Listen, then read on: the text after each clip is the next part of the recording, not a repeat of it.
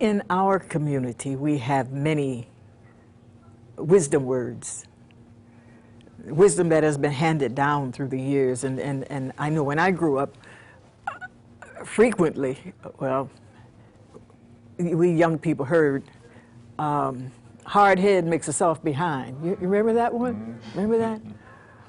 Then there are others called, every shut eye ain't sleep. They're cautioning, you know, you be careful about your circumstances, your conditions, who you're with, and what is really happening. Then there's another one that says, if you don't use what you have, if you abuse it, Mother Nature says you will lose it.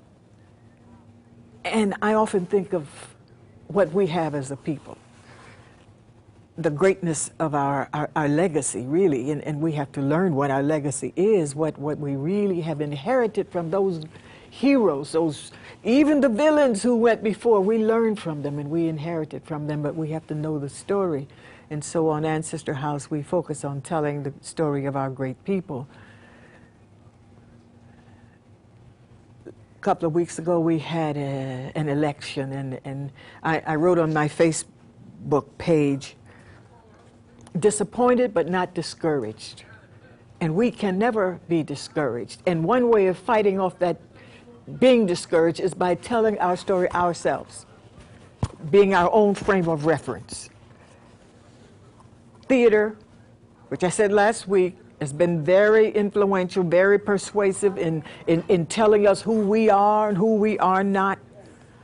Minstrel theater was created, the first form of theater in America was created on a distortion of our image, our song, our dance. And they made millions of dollars. It's been that way over the years. So now we're going to continue to focus on the telling of our story here at Ancestor House. Some of it is pretty rough. And we have to examine ourselves. What did the ancients say? They gave us the wisdom. Know yourself, which means they predated any psychiatrist or analysis or laying on the couch and telling your story. Way back, 5,000 years ago, they were saying, know yourself. Be honest with yourself. That's very difficult to do. And then when you do that, you can recreate yourself. And that's what we're doing here at Ancestor House. We're recreating ourselves by telling our story and finding the depth of it, the truth of it, and using that truth to enrich us. You know you have arrived at Ancestor House because that's the kind of talk we do here. And I invite you to come on inside. Be with us. We have guests, storytellers, activists. Those are the best storytellers. People are out there doing stuff. And we want you to come in. Listen to their story. See how it fits within your own story. Come on inside. You don't have to bring any cheese, no wine, nothing. Just come on inside, okay?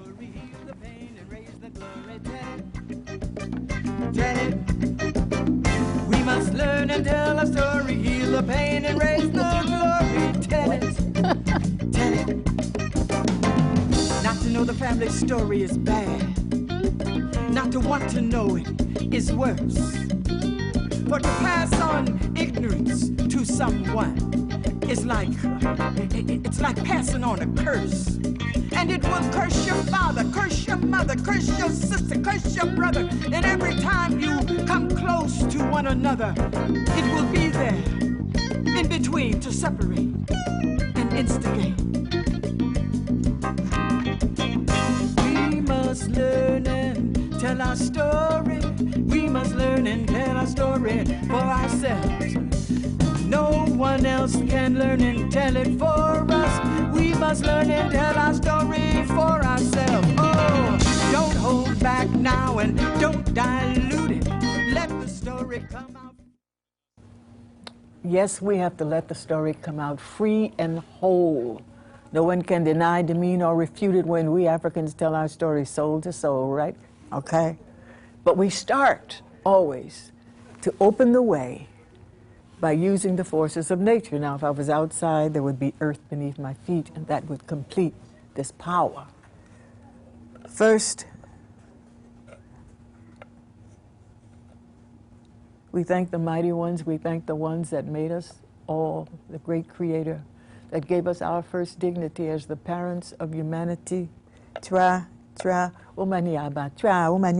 Thank you, Creator, for being here with us today, for having us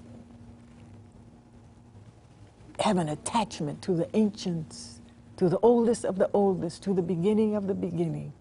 We thank you, Creator, for that. Giving us life, sustaining our life. Yao, yao, yao. Thank you, Creator. We also thank the ancestors, those bad ones, those tenacious ones, those who rocked on their heels and came forward again.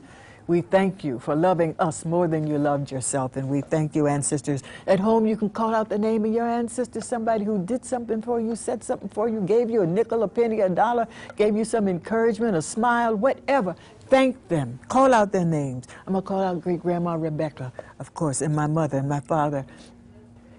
We have to acknowledge that there are those who do not want us to be ourselves, our true selves, and they struggle and they plot and plan endlessly against us doing so. We say, let their plotting and planning go right on back to them and not come to us. Let it go back to them and their progeny and not come to us, because we are who we are. And we like it. Sometimes it doesn't look like we like it, but we like it. We have here at Ancestor House today some tremendous spirits who come back and do it again, as Harriet Tubman said when she came up north after bringing some enslaved peoples out of enslavement. Say, Harriet, what are you going to do now? She says, I'm going to do it again. Start all over. And so we have people here who are starters and continuers. They're all out on the battlefield. Sisters, nice to meet you. Sister Linda Armstrong, what is it? Yes, thank you. Met you in the Amsterdam News. Yeah. Article, we're going to talk about her article. And this brother over here, we've known marching long time. And new brother in my life. What is your name? Kafani Nkrumah. Kafani Nkrumah, nice name, nice name. I didn't say your name. What's your name? My name is Roger Wareham. Attorney Roger. And you're an attorney too? Yes, ma'am. Ooh, okay. I'm protected. I got a couple of cases I want to bring. No, I'm sorry for acting silly. The other day, I was reading the Amsterdam News, and I came across an article. Now, we talked about this last week, but now we have the author of this very, very moving and powerful article, Sister Linda Armstrong, about our image. Every goodbye ain't gone. We thought that we were in a post-racial, we thought we said goodbye to racism, some of us, but every goodbye ain't gone. It's still here. And it comes up in very powerful places that we least expect. We go to the theater to enjoy ourselves, really. And we say, oh, it's a black play. Let me go down and see the play. Linda, tell us about this. The Scottsboro Boys is a blemish on Broadway. This is your article right here, right here. I showed it last week, but I'm showing it again here. You see these men, these dancers, the brothers, and I have to criticize artists. I'm going to tell you, stop participating in these kind of plays. This is your article. Yes, it is. What happened? Why did you work for the Amsterdam? Yes, so you I wrote did. this. Yes. Well, I went to see the play because, you know, when I heard the Scottsboro Boys and I saw the commercials where you had this huge black cast. Yeah. And I saw John Cullum, who is a white actor that I respect a great deal. And he's always done really superb work. So I was like, wow, let me go see, you know, what is this about?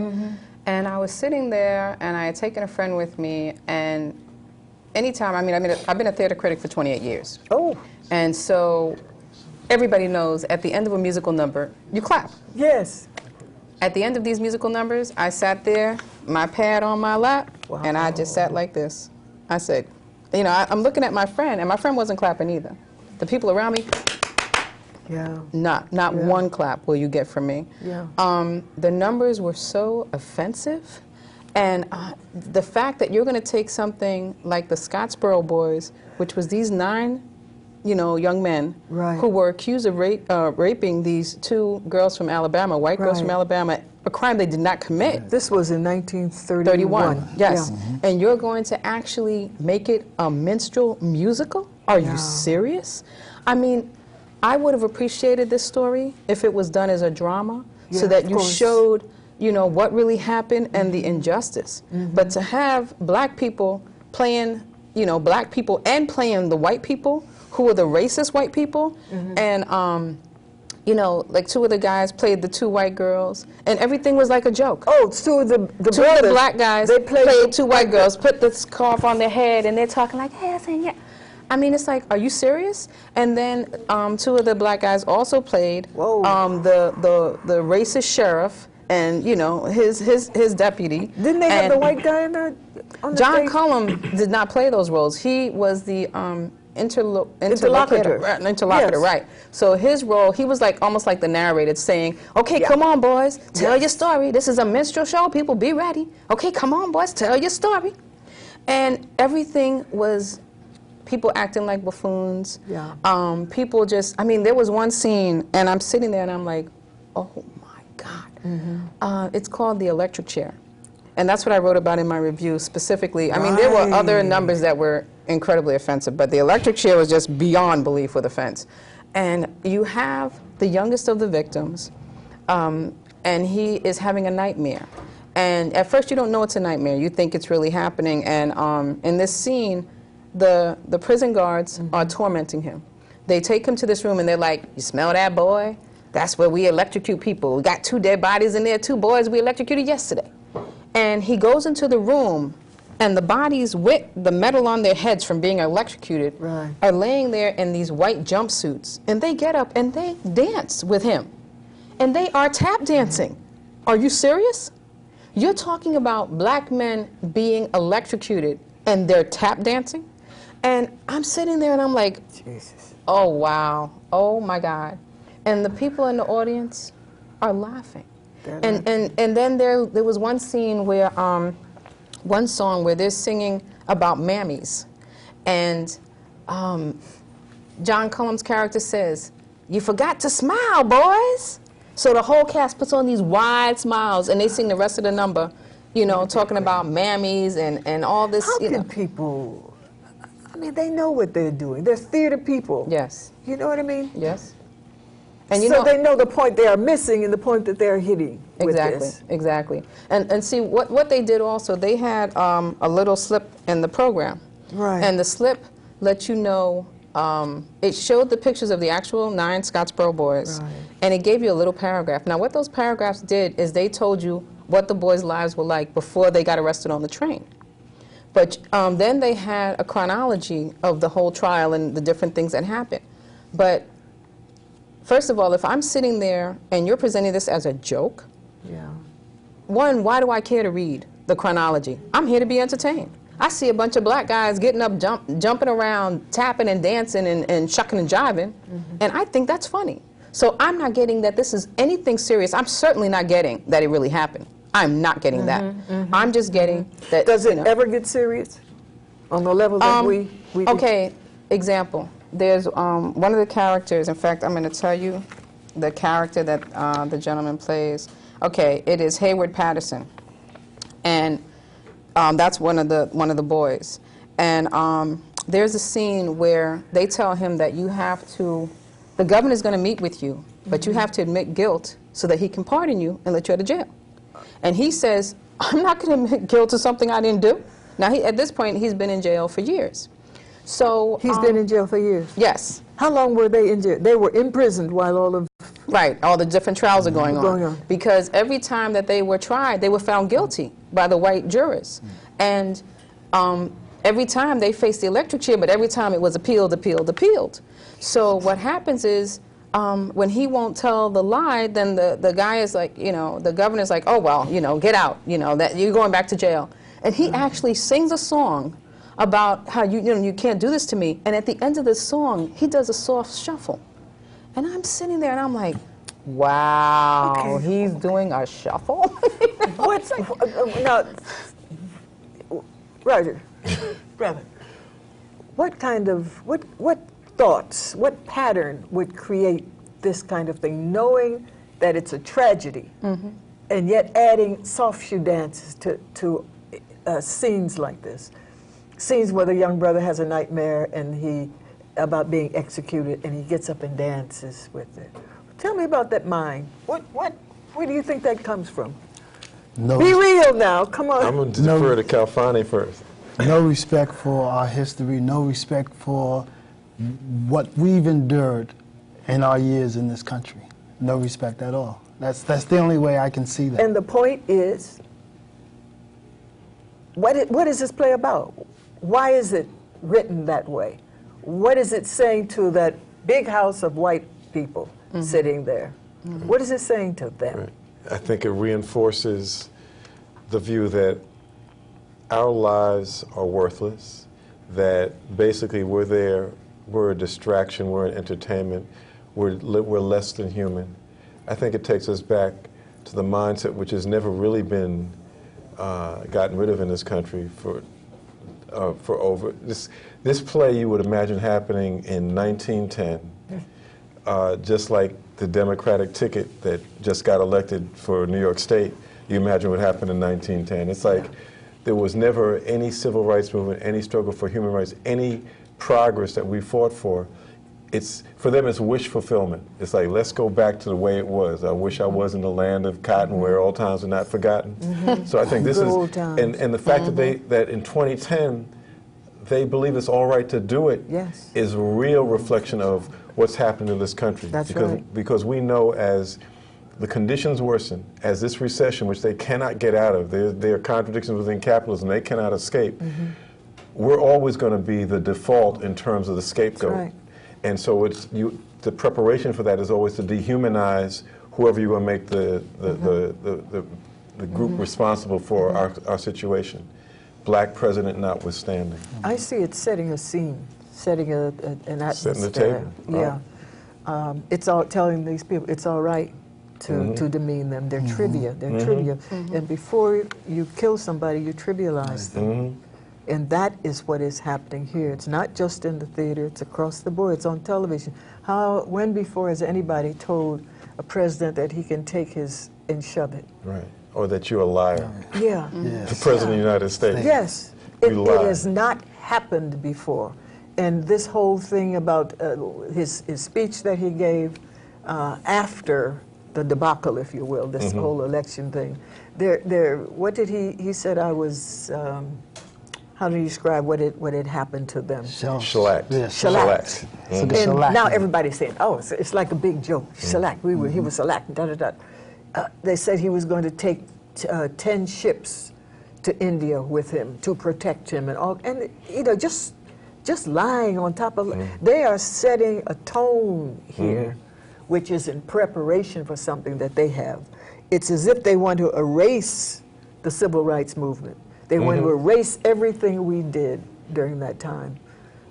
And if we don't stop it now, we have to stop it now. That's why I'm so glad you wrote this article, and there have to be some spin-offs from this. People have to know. The NAACP should know. All of the organizations should know. Sharpton should know what they do, because it has to stop. Right. We have to let them know, no, we're not trivia. And we're not going to, whatever you're thinking about doing, stop thinking about it. And that's why we had the demonstration last week, because the sister took the first step to let people know what was happening, and it's important. First, you got to know what's happening. Then you've got to do something about it. Because if you just know about it and you just observe it, then you almost become complicit. So then the question becomes what to do about it. So, a week ago, last Thursday, we read her article. And we were having a discussion, and we read it in Amsterdam. We said, this is incredible. Because she confirmed what our assumptions were based upon. How could somebody make a minstrel show out of the Scottsboro boys? So then her article confirmed what we had already said. So we said, you know what, there's got to be a response. So Thursday night, Friday, we started calling people, said, look, we're going to be out in front of the matinee on Saturday, November 6th. What theater is it? The Lyceum Theater on 45th More Street. people need to go out and protest. They need to that bombard needs to that place. continue. It cannot be a one-shot thing. And we as the Freedom Party said, there's got to be a response. And so we went out that Saturday. I think you have a copy of the flyer that we gave to people saying that the Scottsboro Boys is not a minstrel show. It ain't no minstrel show. And that's what we're passing out to people who are passing by, as well as people who are online to go in. And many of them were like, probably just like Linda was when she first went, she thought it was going to be, something different. And they were like taken aback, but they had already put out, I mean, it's very... about $100, 85. Yeah, Broadway plays are very expensive, so Yeah. they went in. But I think even one of the police officers on who were out there said, you know, when we heard this was happening, I read up on it, and I don't know why they did it. He was Irish, and I said, would they have made a musical out of the Great Hunger when Yeah. the The potato famine? He said, I don't know why they did it. So everybody can see it, but like you said, it's setting the table, because if we accept it, then what's next? You take Bruce Springsteen's 41 Shots and have a minstrel show around Amadou Diallo. They're going to count and the do shots. something with Ooh, he moves here. Sean Ooh, he Bell. jumped. Yeah, right. Let him dance. Right, dance for every shot. You know, that. So that's what it is. We've got to take a position around it. And that's why this show is very important, because now there's at least a counterweight to expose to people what's happening, because if people don't get a perspective on it, they may say, oh, okay, you know. Yeah. The show is called Scottsboro Boys. It's down in the heart of the theatrical section in New York, where millions of dollars are being passed back and forth, and people are going to have a good time. As the article by Linda Armstrong says, they laughed at corny jokes, they laughed at people singing songs about mammies. So now we've had the word nigger make a resurgence. Now we're going to have mammy make a resurgence. We're going to start using that. They laughed at men joking around about being frustrated with not getting justice. They showed on television the other day on MySpace or whatever that is, YouTube. The killing of the brother in New Jersey, where the cop just shot him in the back after he was on the... Was it New Jersey? Was it Los Angeles? Someplace out on the coast. It was Los Angeles. Los Angeles? Where? In Oakland. Oh, in the train. Yeah, in the train. The bar office. Yes. Right. And I didn't... They gave a decision on what to do with this. I think he got a year or something like that. No, didn't he walk? Did he walk? He didn't walk. He was not convicted of the murder. He was convicted of manslaughter. And I don't believe he's sentenced yet, but he's not going to jail. His sentence, if he is going to jail, it'll be very minimal at best. And this is what they're laughing at, frustrated, the men, frustrated with not getting justice. And they were sitting all around you having a good time. I mean, I was sitting there with my friend, and it was like, you know, after every musical number, they would burst into applause. And at the end, standing ovation. Well, I made sure that I did not budge in my seat until the standing ovation was over, the cast had walked off, then I got up and walked out, because I didn't want anybody to think that I, in any way, was saying bravo. Bravo? No, terrible. Why would you do something like this? Yeah. You know, when I think of quality Broadway, I think of Fences. You know, I think of seven guitars. Fela. Yes, Fela, of course. Fela is exceptional. Yes. You know, I mean, that's what I think of when I think of quality theater with our people up there. And this was just, I mean, these performers are very talented, but I'm just so sorry that, you know, I mean, and obviously people have to work, but this story is ridiculous. You this don't is so, help the slave master. It's ridiculous. Can't do it. And when you see it, you just sit there, and it's like every number, you know you're going to cringe. So my thing is, if you know you're going to cringe, you know you're going to be offended, don't even go through it. Just stay away from it, because it's just it's just so offensive. I mean, and that's the word that kept coming up in my mind as I'm watching it. I'm like, oh my God, this is offensive. How could they do this? Yes, yes. You wrote here, if you have had the misfortune of seeing the show, go online and look up the Scottsboro Boys and see for yourself where the story differs. Yes. Look it up. Look at what really happened at that time. And I was born not too long after this happened. And I grew up in a time when our men were just being lynched in the South like this. One of my oldest sister's boyfriends, they had separated, but he was going to get married. He went down south, the poor brother. He'd come up to Chicago, got a good job at the stock market, not the stock market, the stock yards. That's right. Okay, made some money, bought a Cadillac. He drove it down and never came back. Never came back. And I mean, that's right, that's next door, you know, and I'm saying, and then we would read about it and happening. We have lived in terror all of our lives. So how are these people now going to deny that and begin to trivialize it in our faces? We cannot let this happen. And using an all-black cast to do it. I mean, that's the thing, to make us do it to ourselves. Yes. You know, when I think about all of this, and I think about what's still happening today, the mass incarceration of our youth, of our people, the denial of justice, and I can say it's the denial of justice. I'm a criminal defense attorney, so I see it every day. I see how our young boys and our women now, it's not just the boys, it's the women.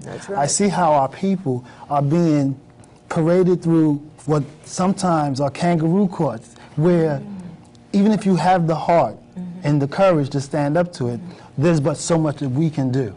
And you see this every day, and to have something like this come up and trivialize the non-justice that most of us receive in this country, it's very disheartening. And in the flyer we pass out to people, just so that folks would get a perspective, we said, where is the song and dance musical about gas chambers, the World Trade Center, or Japanese internment camps? Yes. They would never do, they haven't done it and would never do that. That's right. But for us, it's always possible to do that. But you see, coming out of, as I mentioned in the show last week, coming out of enslavement, Europeans still suffered from an inferiority complex. They were not European, you see, they were American, and there was a whole different thing. They'd look up opera and ballet, everything European was so great, and they had not formed an identity for themselves. In minstrel theater, they created one. They blackened their faces, they dressed in outrageous ways and spoke a dialect that was not Ebonics, and ridiculed us on the stage, therefore showing to their audience, you are intelligent and we up here on the stage, you know, blacks, you know, we're not. We're comic, we're grotesque. But you out there, you know, you have decision power, you have your intellect. And they put us on the stage as subhuman. And it went all over the country. They even took it to Australia. I remember when I was traveling with Catherine Dunham Company, we got to Australia, they said, you're not black enough. Where's your, you know, your lips are, because minstrel theater had been over there and they were used to minstrel theater. They challenged us, you really black? What is this? So they create this whole world of us being subhuman. And therefore they can do whatever they want. It happened in Germany with the Jews. When they were determined to get rid of Jews, they made them, you know, these are subhuman. And this is what is happening, people, right in our faces. New York City, the Lyceum Theater, right? Right, 45th Street, 26th It's and called Broadway. Scottsboro Boys. Something has to be done about it. Sister Armstrong, Linda Armstrong, wrote this very powerful article. It's in the Amsterdam News this week. You should go and pick it up and read it. And the sad thing, our children don't understand. They don't know. You know, they would look at this play and say, what's wrong? You know, they dance. They know how to dance. Let me get in the show. No, but you know, I think even our kids would look at that and be offended. Because, I mean, anybody, when I was sitting there, I just kept thinking, the people that are around me are mainly white audience. And they're laughing, and, you know, they're just having this great time. And I'm sitting here thinking, I don't hear any black person in here laughing. Really? I don't see them really reacting. Were there many in the theater? Not many. Not many. But, you know, it was as if you guys are enjoying this. Maybe this was, I mean, and a lot of the people that were there were older people. So maybe this reminded you of a time when you were happier. I don't know. But there were certain things, you know, certain jokes were so bad. I'm sitting there and I'm like, they're laughing. And, you know, I'm just sitting there and I'm just taking notes, and I'm just taking notes. But it was just so revolting. And then to end the show with the blacks putting on whiteface, it just blew me away. That just blew me away. That was the last offense. That was the last one. I said, a lot of white people are just crazy. Racism is a form of insanity, somebody had said, and it is a form of insanity. It is. They don't even see themselves. They're doing stuff like that. It's a form of insanity, but it serves a purpose, because what it does is it maintains a status quo of inequality. Yeah. And it doesn't even benefit the majority of white people. But they've bought into it. That's why it's insanity. They've bought into something that doesn't even provide a material benefit for them. So they may get a little bit more than us.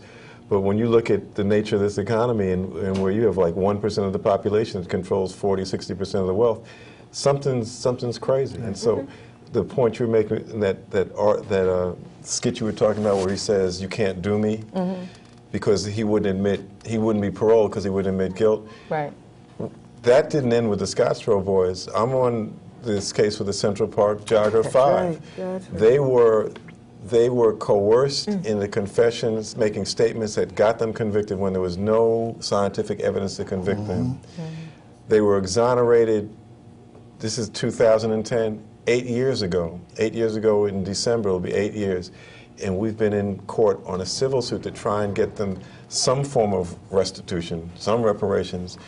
7 years, for 7 years, and the city, the city is refusing to settle. So they're putting us through all the paces to stretch us out as far as possible.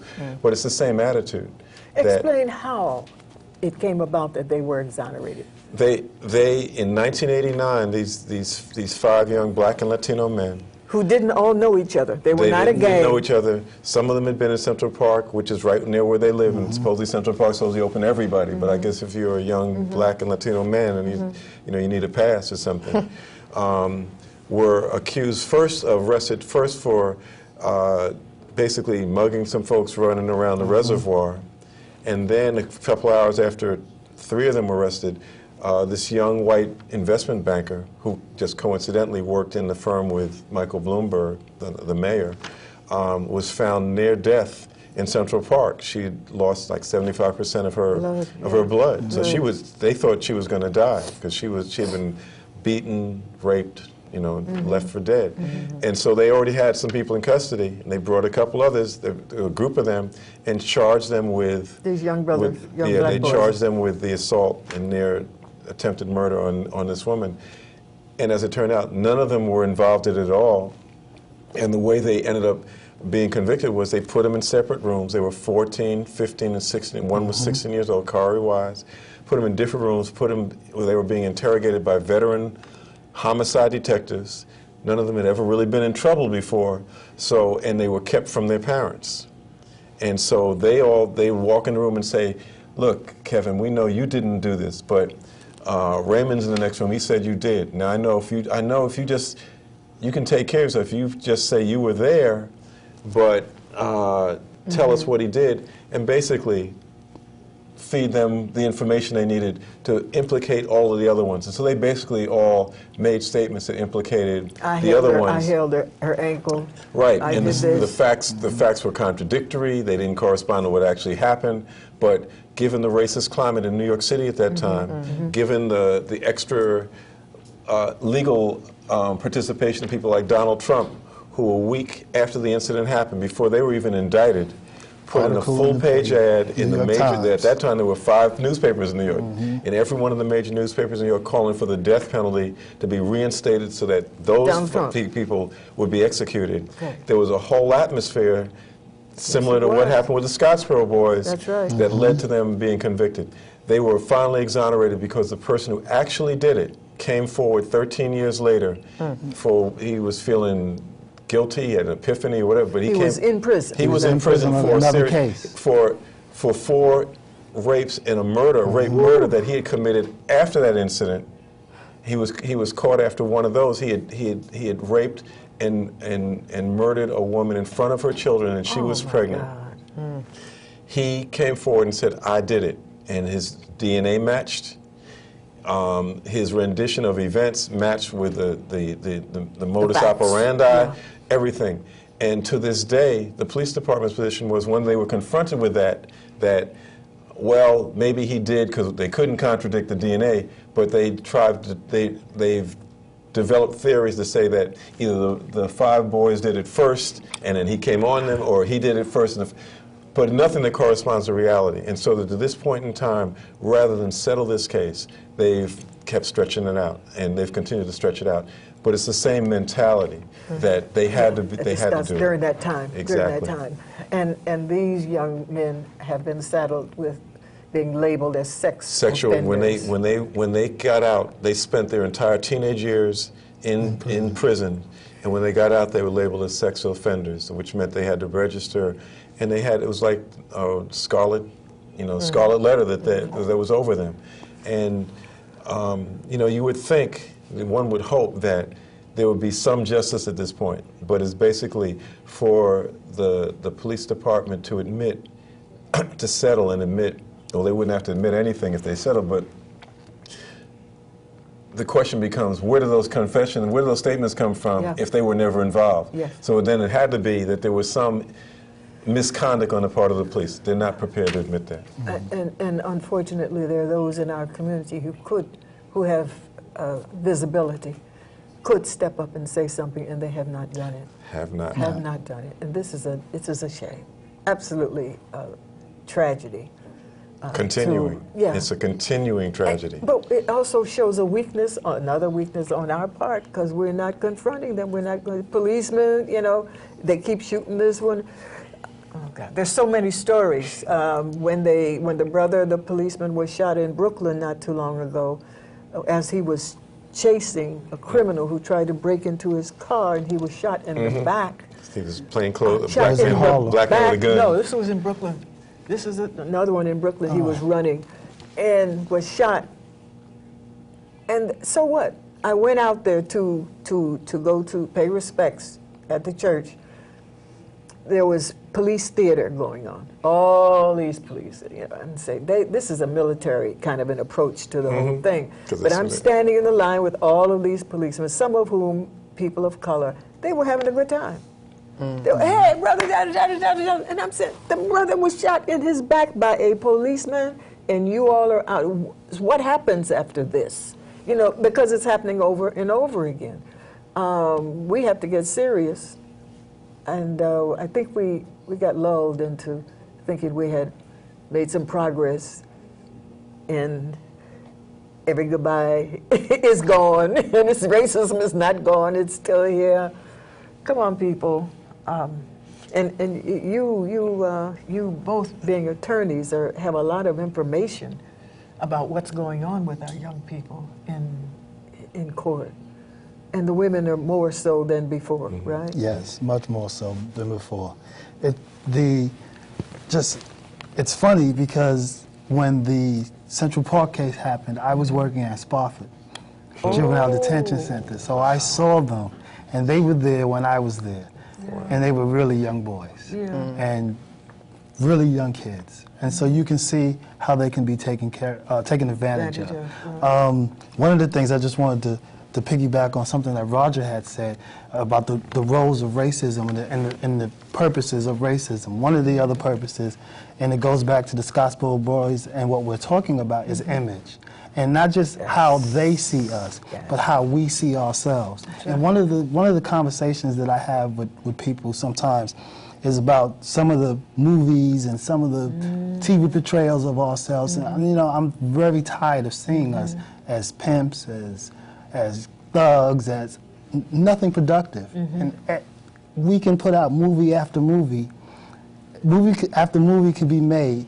And every time a movie's put out about us, there's always some negative light. Majority of the time, there's always some negative light to it. And I talk to my friends about it all the time, and talk to my friends about how we need to start telling our story.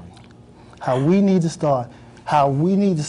stop allowing other people to tell our story for us, because when they do, they tell it in such a way that we start to believe it. And you said something about our children watching this play and being able to understand.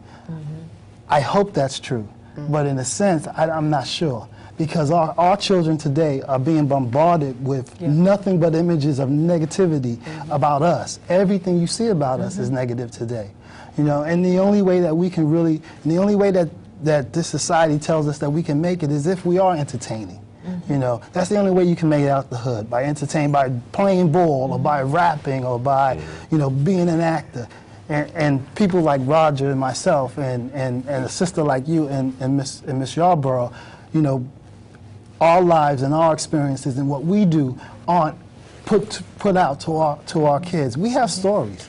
We grew up where they grew up from. You know what I was going to tell you, and you saying that, I also host a show called The World of Black Theater on Harlem Talk Radio. Oh, really? And what I do on this show is I let everybody know what we're doing in the black theater community so that we can support each other. Yes. Because we are telling our stories with New Federal Theater, Billie Holiday Theater, and so many theaters. And I try to let people know what are the shows that are going on, what they need to come out and support.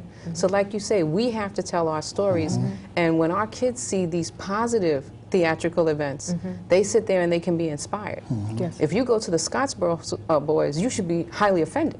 And I don't think that anybody is going to appreciate, you know, seeing their people acting like a white sheriff, you know, walking around like you have a stick up your butt, and, you know, talking all the silliness and, you know, and you boys this and you boys that. I mean, I don't think anybody could sit there and say, wow, that was funny, wow, that was entertaining, because you see it's your own people, and it's this horrible, horrible image. And you wouldn't want to know that your white schoolmate is sitting there saying, yeah, so you like the Scottsboro boys, huh? You would be offended. You would be upset. What do you mean? No, I'm not like them buffoons over there. These were not buffoons. These were 9 innocent young men. That's right. Who were railroaded. And then you're making a joke of it? I mean, I would have really have preferred a drama telling this story. Okay, maybe they felt that won't sell tickets on Broadway because nobody wants to hear what happened to a bunch of black boys in 1931, but maybe it would. I'd be glad to know. It's how you tell it. Exactly. And the thing is, it must be told. We have to tell the reality of our lives, our existence, our history, our present, and our vision for the future. We have to do it. Unfortunately, see, these people, there was a saying once that some banks never sleep. They never sleep. They're constantly planning for the future, our future and their future. And so when the Black Studies programs were shut down and watered down, there was a purpose for that. At the same time, other things were happening in the community. Sports were being pushed and pushed and pushed.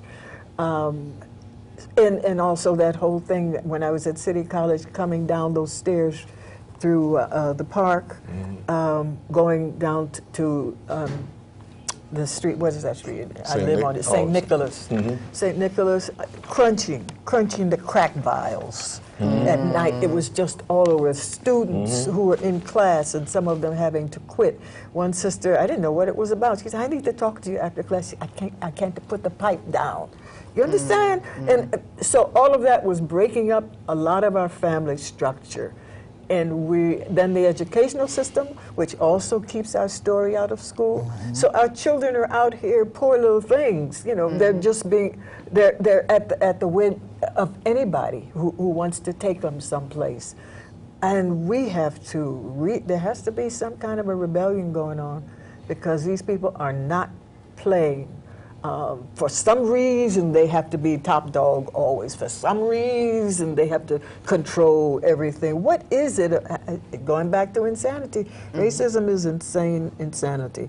That we have to fight against it instead of becoming like them. And that's what's happening now. A lot of our young people have more empathy with them than they do with us. And then hip-hop was taken over. Hip-hop was a beautiful creation by our young people. And then corporate America came in and said, let's bring in pornography. You understand? There's a video about it. It was on MTV or whatever that is, about how one of the directors from porno was brought in to direct this new thing called hip-hop. And they brought some of their people in, dancers, and then eventually they changed the clothes. And I'm saying, who did that? Why was that done? And so now hip-hop was changed into something that's very crude and offensive to us. Same thing that happened in minstrel theater. They saw great performers, us, and they went in and destroyed it, made it something destructive. So what are we going to do, people? I don't know. I'm talking and mad. I'm mad as I can't tell you how angry I am at this whole thing. But being angry is not going to help. I mean, it's really just You about do people what you're not doing. going. You're Yeah, writing. it's really just about people not going. We're doing, you know, the demonstration that we had last Saturday was called by the Freedom Party, and some people thought the Freedom Party was simply tied to whether we were going to be recognized by New York State and the election that had just passed. And no, we said even from the beginning that the Freedom Party was formed because there was a need for an organization to represent the interests of blacks and Latinos, and that we would go through whatever was necessary to try and get status in New York State. We didn't get it for any number of reasons that that will be summed up. But that wasn't the Freedom Party. The Freedom Party was tied to a demand, and so when Linda's article came out and the reality of what the Scottsboro boys represented, we said we have to respond to it.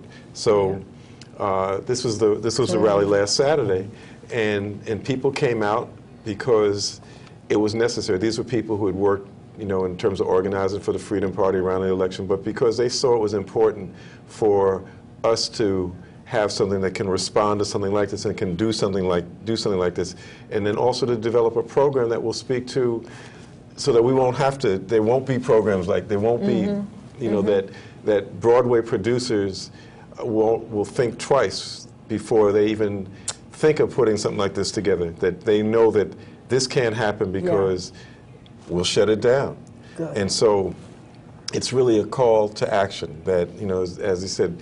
It's not enough to observe the world, you've got to change it. And that's what the Freedom Party is about, is how are we going to change this world and make it better for our folks, and in the process make it better for all folks. But we've got to take care of our community first, because I think that there's one lesson that has come down in our existence in the Western Hemisphere. It's that if we don't look out for our interests, nobody's going to look out for it. Nobody is going to look out for our interests if we don't have enough sense to look out for it ourselves. And that goes across the board. Everybody's looking out for their own interests. And there's nothing wrong. There's nothing wrong with that. No, enjoy it. But, because we have such an interest to look. We're so interesting. He's so gifted. Everybody's looking at us. They pimp off us. No question about that. Look around now. Europeans who came, they usually had a certain kind of dress that they had, some kind of colors. They didn't wear a lot of colors. But now these Caribbean people and African people, now the Europeans are wearing, they didn't dance the way they're dancing now, but they studied us for hundreds of years. Now they're getting down and doing the whole thing. It's always taking, what is the word, that you take somebody else's culture? It's not just acculturation, it's something else. Well, there's a very legal word called ripping people off. It's theft.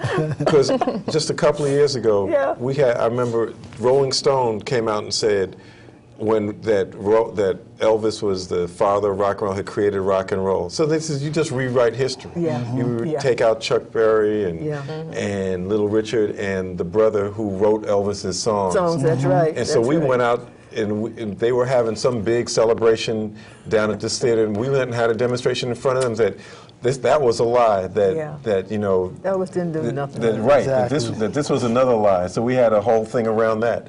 But we always have to, as you say, we have to write our own history, because otherwise people are going to rip us off and take us out of it. When the whole foundation of this country was built upon us, built upon the theft of our labor, created this infrastructure, created the infrastructure of Western Europe. We're having the same problem inside the work we do internationally. Back in 2001, the UN had a World Conference on Racism, against racism, in Durban, South Africa. Because we organized as a people. We went over there and we forced them to acknowledge that the transatlantic slavery and slave trade was a crime against humanity, that the basis of economics is racism, or the basis of racism is economics, and that we would do reparations. From the moment that conference ended, the Europeans and the United States tried to undo it. To this day, they're still trying to undo it. Just like you said, they want to erase this. They want to erase the civil rights movement and human rights. They want to erase what happened then, because it speaks to the affirmation of our humanity, and it speaks to when you've done a crime, when you've committed a crime, then you have to repair the damage you've done to the victim. That's right. And they don't want to do that, because that will threaten their very existence. But their whole concept of reparations is something different. I look about this this thing in South Africa where people come up and say, yes, I beat his head into a pulp, and his head was like a watermelon, and I just did the this. Truth and Reconciliation Commission. And then they get up and they're free. And the family sits there looking at them, knowing that this is what they did to their son, their husband. That's what's the justice in that? You know, and over here, so we have to create it. I think the election of Obama was interesting for many things, President Obama. Some of them tried. We're going to try. We're going to stretch out a little bit. Many of the youth did. But they can't hold it. You know, and right now they're backtracking. Now he has saved them from going deeply into the pit. And now they now they say, well, you didn't do anything. Everything is all right. What is that? You know, so we have to recognize that something's wrong there, and we have to deal on that level, understanding that. And you guys being in the system of justice or injustice, you see it from the inside, and that must be. I don't know how, you know, I always had my problems with my stomach. How do you guys do it? And you too, because you've been a critic for all these times, you know, and looking with our theater. How do you survive? And what do we tell our people? How do we, because they're feeling these things, too many of them. How do we heal? Now, there are ways that I could tell, but in your field, because you're out there and you're still, what do you do to repair yourself, to renew yourself? I think knowing all of this. I think for me, it starts and ends with knowing myself, with understanding who I am as an African American, as an African. And for me, that basis, with that platform, I'm able to deal with what I see. When I deal with my brothers and sisters who come through the system, I'm always trying to give them a little bit of knowledge about what's going on and how they look at us in this system and what they really believe, what the system is really set up for. And Michelle Alexander's book, The New Jim Crow. I don't know. Go ahead. An excellent book, which I suggest that people read. It explains the progression from slavery, which was a control mechanism, to Jim Crow, which was another control mechanism. And during those times, it controlled our labor. We're in a period now where this country doesn't need as much labor. So what do we do with the people? We still need to control them. So now we incarcerate them. Put them in jail. And so and another form of control. And understanding all of that, understanding that it was God and my ancestors who allowed me to be in this position, because I have a purpose. So when I think about all of that, and I think about what it is that I need to do, and I see what's going on a daily basis, it just makes me want to fight harder. All right, good. You have a purpose. I have a purpose. And you have a vision. And a vision. And that is saving it saved me and a lot of other things too. But what is your system? Do you have a system for overcoming all of this and staying level, at peace? Well, I mean, with me, when I go to shows, my whole thing is I walk into a show with a very open mind. And so anything that happens, I'm taking notes from the beginning of the show to the end. And my notes are talking about the performances, but it's also talking about the storyline. It's talking about how it made me feel. It's talking about the reactions of the audience. And the way I feel about it is, as a theater critic, it's my responsibility to let my community know what's going on stage, and to let them know if something is worth their time and their money or if it's not. And a lot of times, I think it's also important as a black theater critic to let people know about what's going on in black theater, because we need our people to support us, and a lot of times we don't. And that's why a lot of black theater companies are struggling. So, you know. And they've been cut, so many of them. Yes. And, you know, so what I do sometimes when I've done, you know, where you go out to the schools and a careers day, sometimes I'll go out to schools and I'll talk about it. And what I'll tell the kids from whatever grade I'm talking to, even in the elementary school, I'll tell them, listen, guys, did you ever think about becoming a theater critic? Because there are so many white theater critics out there dealing with their people and supporting what their people are doing, but what about us? And when white theater critics see our work, they take it from a different level. We identify with what that story is that's being told, and we can appreciate it more so. And so we have to have our people as theater critics grooming the next generation so that we can go and we can continue to support our work. And I tell the kids it's so, so important. It is. You know, Thank but my, you. yeah, that's so good. That's yeah. very good advice. Roger.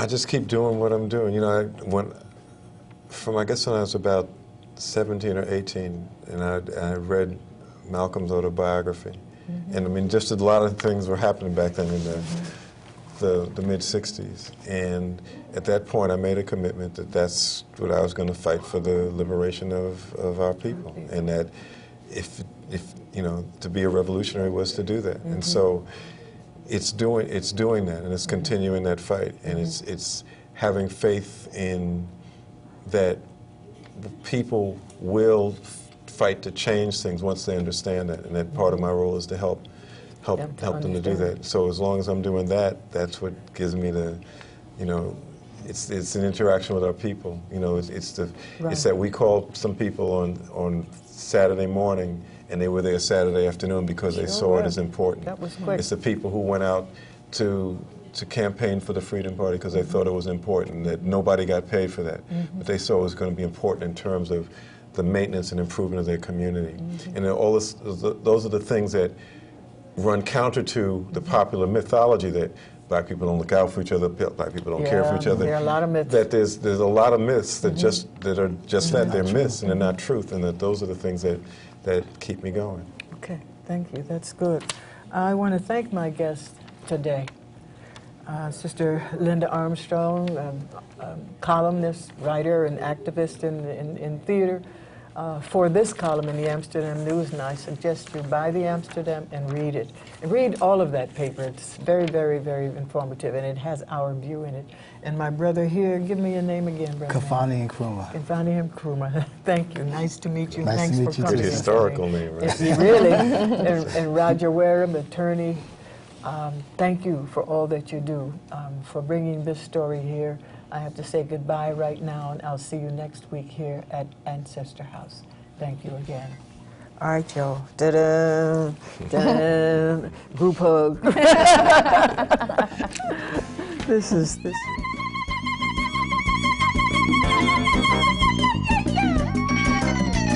is good. That was very timely.